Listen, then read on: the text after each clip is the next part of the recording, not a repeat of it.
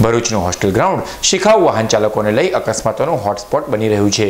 ભરૂચ શહેરના રમતગમત પ્રેમીઓ માટે ભરૂચની મધ્યમાં આવેલું હોસ્ટેલ ગ્રાઉન્ડ વેકેશનમાં જાણે દિવસ હોય કે રાત ડ્રાઇવિંગ શીખતા વાહન ચાલકો માટે જાણે ડ્રાઇવિંગ ગ્રાઉન્ડ બની ગયું છે। અહીં રમતા ખેલાડીઓ વચ્ચે રોજ દિવસ હોય કે રાત મોટી સંખ્યામાં વાહનો શીખવા કે શીખવાડવા આવતા લોકોને લઈ અકસ્માતનું પ્રમાણ વધી રહ્યું છે। તેમાં પણ 24 કલાકમાં 2 કાર ચાલકોએ 2 લોકોને અડફેટે લઈ ગંભીર ઈજા પહોંચાડી હતી।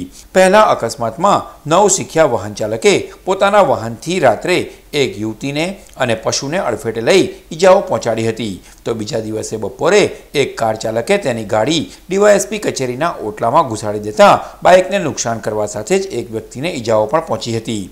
24 કલાકમાં જ હોસ્ટેલ ગ્રાઉન્ડમાં નવ શીખ્યા વાહન ચાલકોએ સર્જેલા 2 અકસ્માતોને લઈ મેદાનમાં રમતા કે મુલાકાતે આવતા લોકોમાં રોષ ફાટી નીકળ્યો છે।